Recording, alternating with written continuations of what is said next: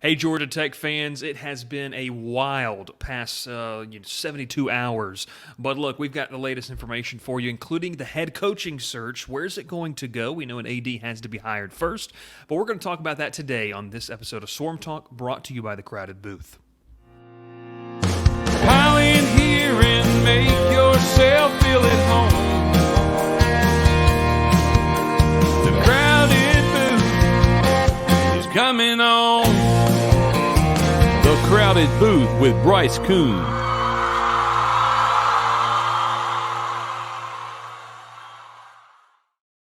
Hey everybody, and welcome to another episode of The Crowded Booth. This is Swarm Talk, your all things Georgia Tech. Now look, we've got a lot of new people to the Georgia Tech show, so I want to make sure that you subscribe, hit the notifications bell, because the last video is the best video we've had in the history of the channel, and we want to continue that trend. And why not? Because look, for a lot of people, this is an exciting time because it's a new coaching search. It's a new era at Georgia Tech, and we're going to talk about that today. Today, we're going to talk about kind of the top three candidates early on from what I'm hearing from kind of the things we're pulling about. We're going to talk about that today. But before we get started, you see right there, presented by Section 103. Let's go ahead and run that clip. Section 103, one of the best brands you're going to find out of Georgia Tech gear. Hands down. I mean, you see those two guys right there? Those are legends of the flats right there. You see the ATL logo with Waffle House. That might be a sore subject, not very sure. But look, this is Georgia Tech, the best gear, the most comfortable gear that you are indeed ever going to see. You see right there, Section 103, more comfortable than the club seats. I also want to throw this in here. If you're around the Columbus, Georgia area and you're a big fan of Dale Murphy, let's go ahead and run that as well.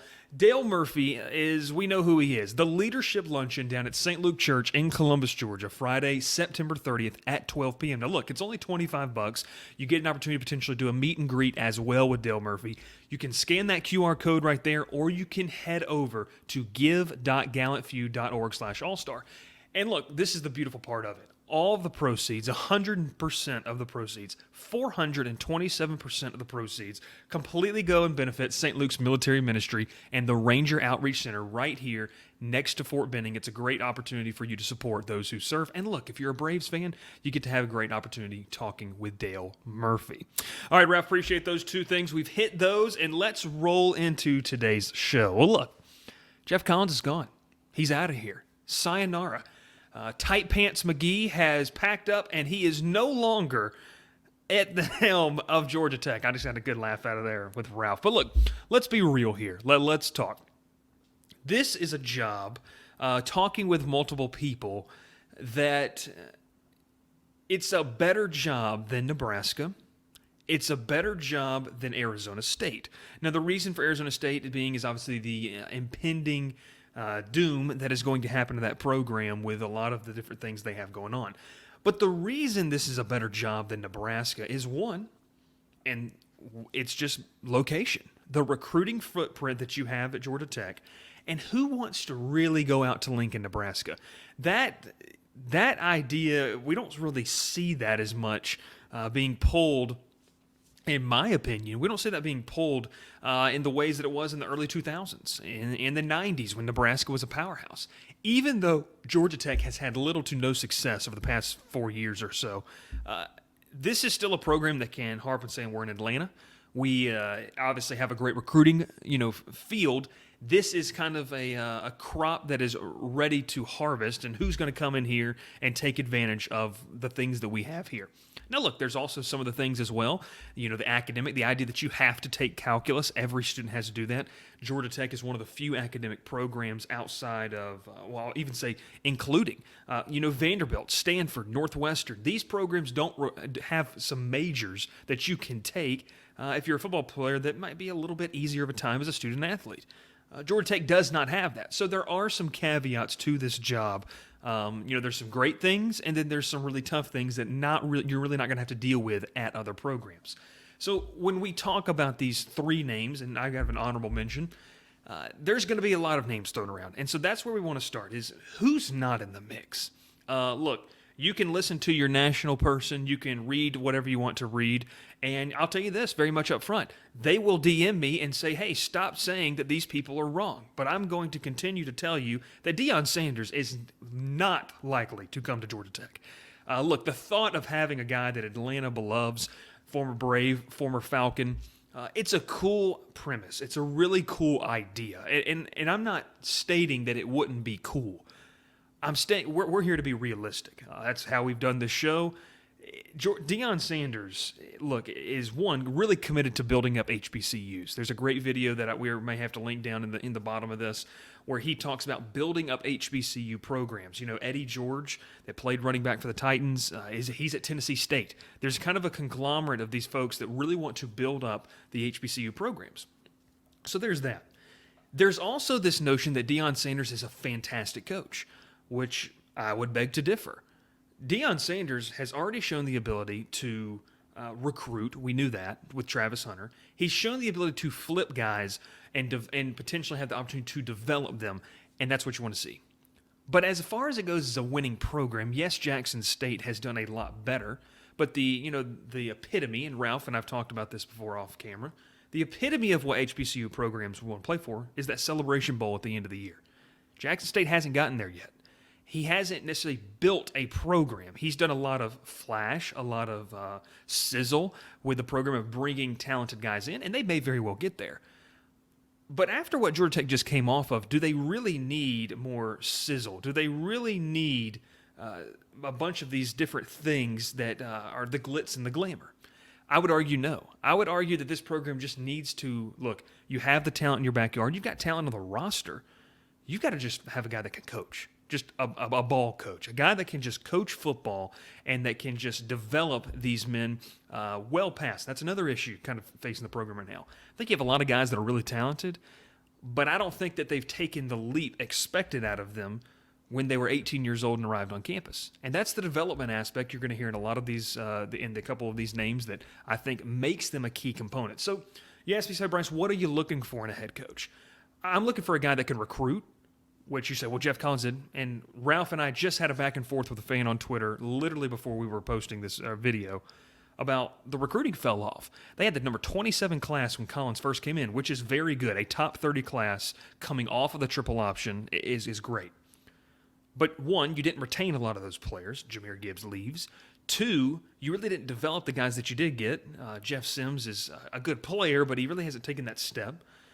And then three, you fell off every year afterwards. You were in the 50s, the 60s, and you're currently sitting around the 55 mark per 24/7 Sports, if I'm not mistaken. So, look, the flash in the pan that was Georgia Tech in 2018 going into 2019 is kind of, in my opinion, it's cool to talk about, but it didn't last. And you got to have something that's lasting here.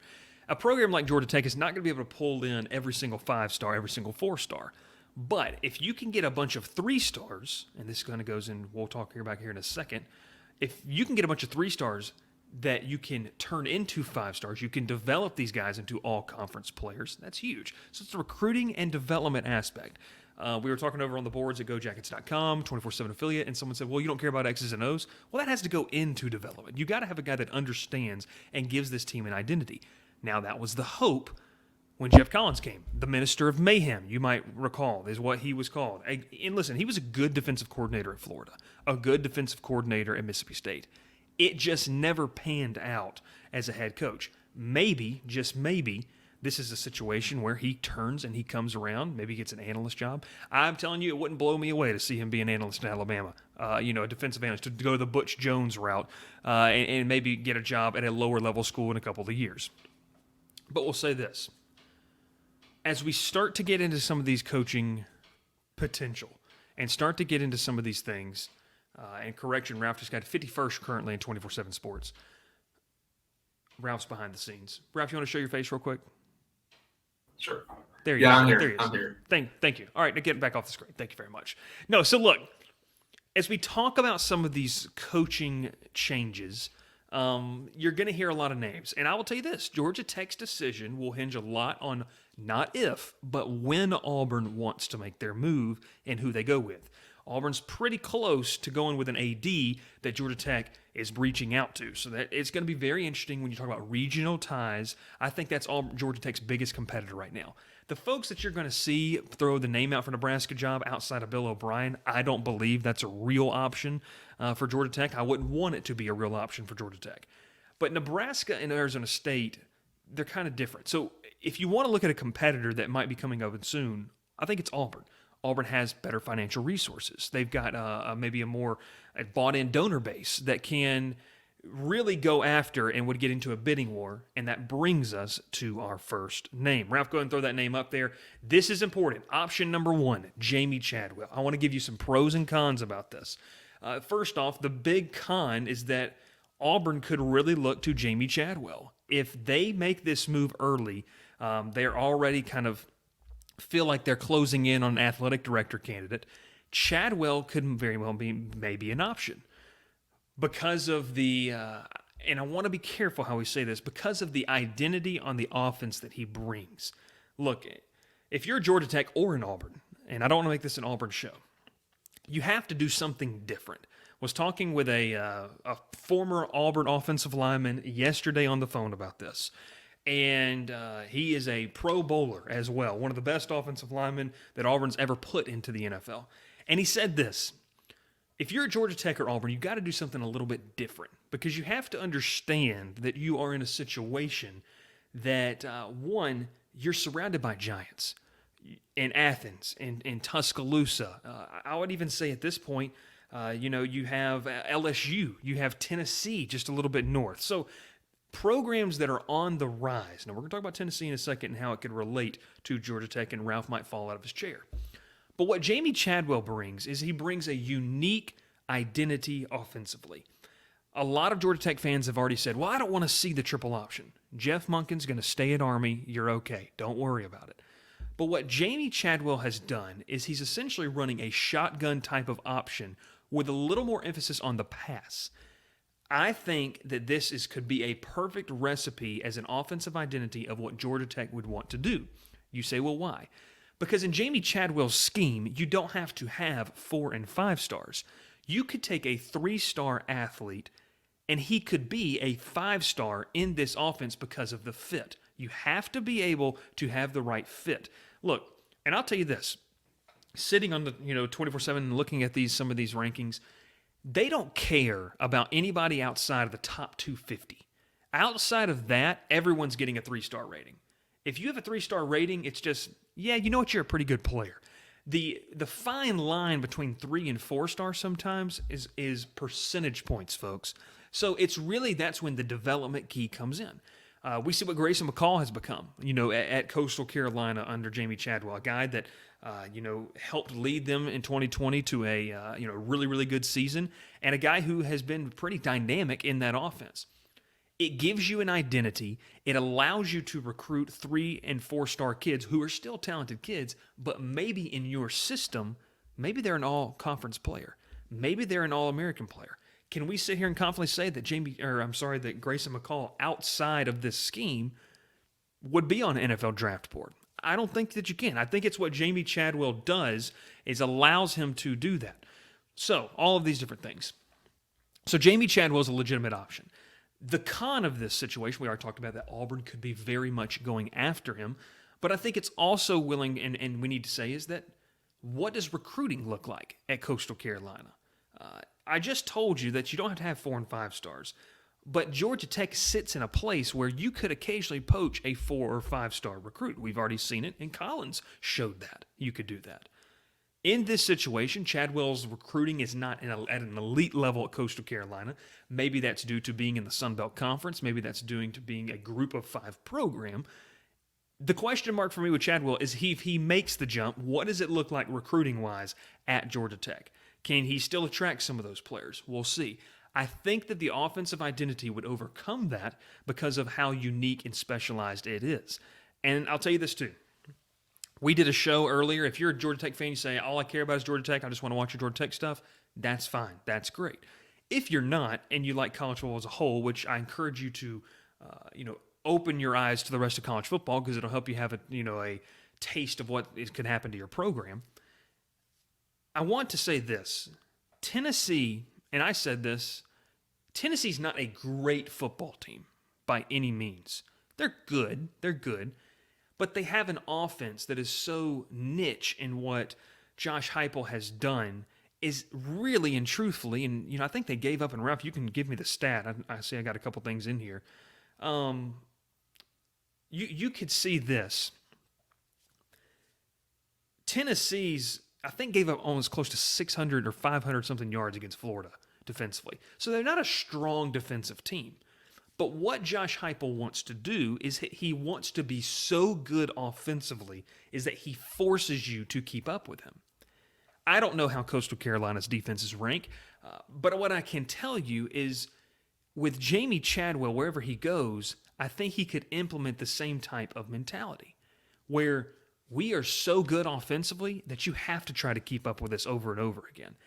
And a place like Georgia Tech that, and here we go, Ralph just threw, Florida had 594 yards, so just shy of 600. So you see, Tennessee's not and that's a Florida offense that's, they're okay. They're good. They're not explosive. They got some good athletes. But if Jamie Chadwell came to Georgia Tech, in my opinion, if you were able to really get in the scheme you wanted, you found some guys that really fit well, you could create a situation like you see, not immediately, in year 2 at Tennessee, where the defense is not quite there, but the offense clicks so well. And it's not that they have the best athletes. It's, Hendon Hooker's a great quarterback, but he's been, he wasn't very good at Virginia Tech. But he's really developed in this offense, and he fits well. If you find some of that, who's to say that Georgia Tech's offense under Jamie Chadwell couldn't become that in 2 to 3 years? They couldn't become something where they just put up so much points, they put so much pressure that if the opposing offense or if the defense just gets one stop, the opposing team's in trouble. So that's an interesting take on Jamie Chadwell. Ralph, let's go to option number 2 now. Now, this is an interesting one. I want to make sure we say this because Alex Atkins is going to be a head coach one day. He right now, and Ralph, I want you to get me his coaching history real quick because I don't have it in front of me. He's currently the OC and offensive line coach at Florida State. Now, talking to people, Mike Norvell really calls the plays. I'll tell you this, it's a little overblown, and we're really going to go into this in kind of the third option. It's really, really overblown to need a coordinator to go take a head coaching job. Because you look at some of the success of head coaches right now, even though they may have held the title as coordinator, was it really their defense or offense? And we'll go with this. Maybe outside of Lane Kiffin, that was really his offense at Alabama. Sam Pittman is a great example. Kirby Smart is a really good example. That was Nick Saban's defense. Kirby Smart just assisted in that, and you see the success he's had. Sorry, we had to talk about that just for a second. You look at a lot of the people. Mel Tucker is another one of those guys. Michigan State's having a little bit of a slow year this year, but this is a guy in Alex Atkins that's a riser. He's going to get some noteworthy, and Ralph's throwing it right here. He's been a grad assistant. He was Tulane's assistant head coach and O-line coach. He was Charlotte's in 2019, their offensive coordinator and O-line coach, and he's currently at Florida State. So he has the coordinator experience that some of you want and you feel like you have to have. But he's also, he's got Florida State's offensive line playing very well. He's got them playing very physical. And if there's something about what Georgia Tech needs, it's a physical front 5. They've got to have front 5 on the offensive line playing physical. Not, and we're going to get to it later, not waiting for something bad to happen, but initiating contact, initiating good things to happen. I like Alex Atkins in the sense of he's a riser. I think that, first off, recruiting-wise, he does very well. I think that the conversation when we look at, and I'll go into this with the next option, he would garner respect on the recruiting trail across coaches. He does a good job of pulling kids. Florida State right now is averaging 227 yards per game on the ground. Guys, I don't think Georgia Tech's done that since Paul Johnson was at the helm. This is truthfully a guy that would give you an identity. He would give you a physical run game identity and develop the passing game. He's also very well respected. And what I mean is that, and when you say well respected amongst who? Well, I'm telling you other staffs. He's a guy that garners respect around other staffs. Florida State's offensive line also has only allowed 5 sacks. Georgia Tech's offensive line has probably allowed 5 sacks, today in practice. So, this is something that with this and with Alex Atkins, he's well respected. He's going to command respect from the team, but he's also going to get some good assistance. I really like Alex Atkins. I think this guy is going to be a head coach one day. You know, he's got play calling experience. He's got respect. He's a riser. Mike Norvell has raved about him. And I think it's a good hire. I think that there's a lot of people that would really like to see him go there. Let's go to option 3. Now, before Ralph hits this button, we're going to really go in deep. We've already been on 20 minutes.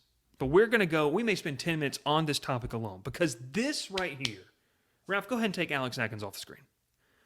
This right here is the must phone call. This right here has the chance to revolutionize what Georgia Tech's about. And I'll give you a couple reasons why. Ralph, throw it up. If you know me, if you follow me, you know I've already said this. Del McGee is the must-call option for Georgia Tech. Pick the phone up. Dial this man's agent. Go find his parents. Go find his family in Columbus, Georgia. Go find his grandma's uncle. I don't care. Call somebody to get this man on the phone and talk about this job. We're going to lay out a lot of reasons. People on the board are furious, and I think it's just because, their mom didn't bring their Capri Sun down to the basement about Del McGee. And the reason being, I got Ralph laughing in the background, the reason being is that Del McGee has not been a coordinator. He has not called plays. But this is a guy who stepped into a situation, let's go back, at Georgia Southern, when Willie Fritz, I think, left to go to Tulane. Del McGee coached Georgia Southern in their first bowl game and won. He's been at Auburn. He knows what it takes to recruit in the SEC. He's in year number 7 in Athens. He is the recruiter when you talk about offensively at Georgia, and really everywhere. We could talk about the running backs that he has not only brought in, but developed. Look, Nick Chubb, I've got him on a fantasy team. You see what the guy's doing. He's one of the best running backs. He's coming down to play the Falcons this upcoming week. He's the leading rusher in the NFL. He's developing these guys. James Cook, I think per Pro Football Focus, is like he's the top-rated rookie running back right now in the NFL. Now, we're not making this a show about Georgia and what they've done well. Tech fans hear enough of that already in their Twitter timelines. This is what we're talking about. Del McGee's ability to recruit and develop is really unmatched out of the other two candidates that we've talked about.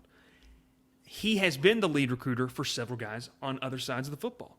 Most notably, a kid from our area down here in Columbus, Michael Williams, was the instrumental aspect of having a true freshman start on that defense and make waves. You also remember this guy that plays for the Chicago Bears that did that fun little slip and slide, Justin Fields? He was the lead recruiter for Justin Fields. Now, Fields didn't stay, but we see what Fields has become. This is a guy who knows how to identify talent and bring it in. Anybody can sit there and say Justin Fields was a good quarterback when he was at Harrison. Do you have the wherewithal to build the relationship with the family, build connections with the high school coaching staff, that you can create pipelines in this state that you don't have? I'll say this, too, about this. Georgia Tech right now has fractured relationships in recruiting. The luster, and I've talked with some high school coaches about this already, the shine has worn off when you talk about Georgia Tech with the high school. Jeff Collins came with a lot of glitz and glamour, and it has not played into that point. The current class is staying committed. What does that tell you about the head coaching change? It tells you that they didn't commit to him. They committed to a place. They committed to maybe a certain other person on the staff that we don't have to name, but all of you know. Or as my friend Ralph likes to say, had someone in the Twitter space say it the other day, Kenyatta. That kind of thing. But Del McGee would immediately garner respect. A couple of quotes, and I have these written down, from high school coaches from prominent programs in this state. Hell yes, that was one of them. If he goes there, that changes the game in this state. If McGee were to take that job, it would open doors that have never been opened before at Georgia Tech. This is a situation, folks, that we're talking about Georgia Tech has never seen before. He would be able to bring guys, and I've already talked with a couple of Georgia people, Trey Scott, one of the best developers. The guy helped put 3 defensive linemen in the first round of the NFL draft last year. He could be a defensive coordinator. Brian McClendon, OC at Mays High School. It makes too much sense, folks. And the idea that you have to be a coordinator is completely overblown. If you can bring in a staff that can delegate, which he has relationships with folks that respect him and do that, what's the problem? What's the issue? Sam Pittman is doing it and passing with flying colors right now down at Arkansas. He's also not benefiting folks off of being at Georgia. I'll remind you, Georgia hasn't always been this top one team at this level that nobody else is at. What they have been is when Kirby Smart got there, is they were trying to build up to that. This was a 9 to 10 win program that maybe for every other year had a chance to go play for an SEC title. So it's not the calling card that, well, Georgia recruits itself. That's a lazy argument. They do now. They didn't then. McGee helped build what Georgia is now. And look, if you're so naive to think, well, we don't want a Georgia guy to come in and coach our team, well, then just keep on losing. Keep on losing. Never take anyone from any school that's successful, because you think Georgia was thinking about that when Kirby Smart came from Alabama, even though Kirby played there? No, they're not thinking that. Fans blow rivalries way out of proportion. I've talked with multiple people. I'll even say his name, Taquan Marshall, one of our really good friends here. He said, look, players don't care about the rivalry. That's for fans. I didn't hate. He said one of my best friends played at Georgia, and Tay Crowder. He said, I didn't hate the players at Georgia. It's a fan thing. So, no, look, administrators and fans are not going to get caught up in the idea that Dale McGee wears a G on his chest and red and black. They don't care about that. Can he coach and win football games? That's all you should be caring about, because you've had someone for the past 4 years now that didn't really do that. Go coach and win some football games. One of the last things we're going to talk about with Dale McGee is, well, why? And who wants this? Is it just you? And look, it's not my word. We posted this on the board. I've dropped hints in our Discord. Please join the Discord. There are powerful alumni, powerful people around the state of Georgia when it comes to football that are already advocating for this.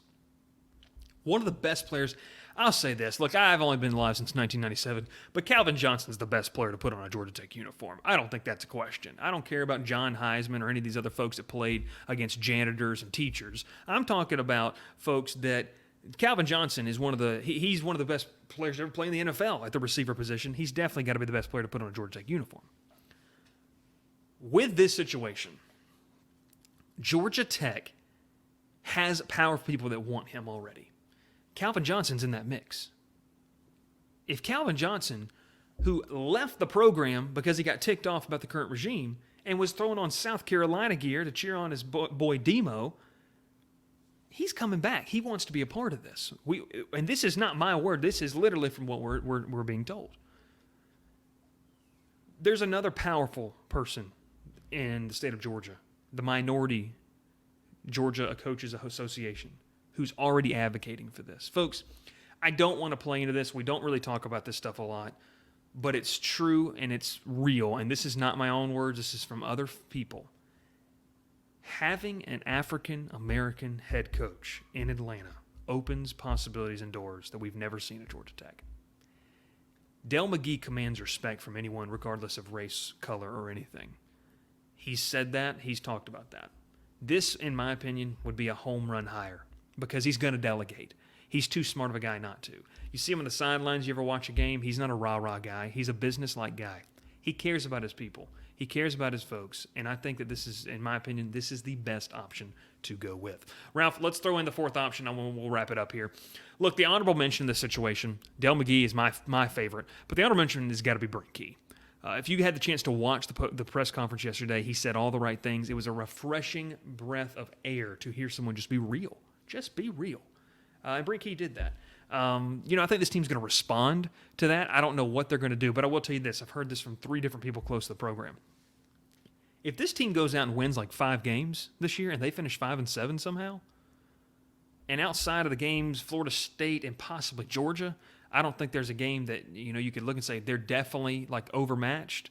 Miami, who knows what they're going to be by that time? North Carolina, I don't know. But if they respond well to this and they get to 5 wins, Brent Key's going to get a real long look to be the head coach. I don't think that it's in best interest just because someone has success as an interim to make them the head coach. Atlanta Hawks fans feel like that with Nate McMillan. Just because they had immediate, success, was he the right fit? But taking it back with Brent Key, I think the guy, first off, he's a Georgia Tech guy, played there. He, and said in his press conference, he talked about, someone asked him, well, what have any of your former bosses talked to you about this? He said, yeah. And really, he alluded to Nick Saban. This guy's won multiple national championships as the offensive line coach at Alabama. He comes from a good tree. I think maybe he gets it a little bit more than the previous guy did. And if that happens, if this team goes and wins 5 or 6 games, he's going to get a really long look.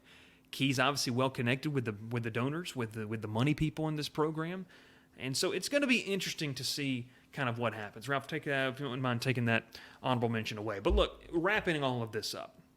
Really appreciate you tuning in. This is going to be a constant search. You need to subscribe to the channel. I'm telling you, I don't care who tells you what. We've shown the ability to give you the facts well before in advance of this kind of stuff happening. So you need to subscribe. You need to hit the notifications bell. You need to know when we launch another video. And I encourage you as well, if you're a college football fan, check out the other parts of the channel. It's some great stuff. And, folks, as of today, the Braves are tied in the NL East with the Mets. We're going to be talking about that as well. Thanks so much to Ralph. We appreciate him. Thanks so much to our sponsor, Section 103. Make sure to check out that Dale Murphy Luncheon as well. It's this Friday. If you have a chance to get down, you need to do just that to Columbus. But look, my name is Bryce Koon, cover Georgia Tech for 24/7 Sports. We also do this show, The Crowded Booth. If you've listened on the radio, you're like, hey, that guy kind of sounds like what he's talking about. Search us on Twitter at Bryce_Koon or at The Crowded Booth for the latest information. And you got to check out the website, thecrowdedbooth.com. You can get a free subscription in there. And look, you don't have to do anything. It comes straight to your email when we do that. That's the easiest thing. Free subscription to The Crowded Booth, thecrowdedbooth.com. Just sign up, put your email in, and we'll be sending those shows to you all the time. Appreciate the time. Thank you so much, Ralph, once again, with the facts. He's acting as the bear off of College Game Day today. We appreciate it as well. But thanks so much. This has been The Crowded Booth. And Richard Leary, why don't you take us out? Pile in here and make yourself feel at home. The Crowded Booth is coming on. The Crowded Booth with Bryce Koon.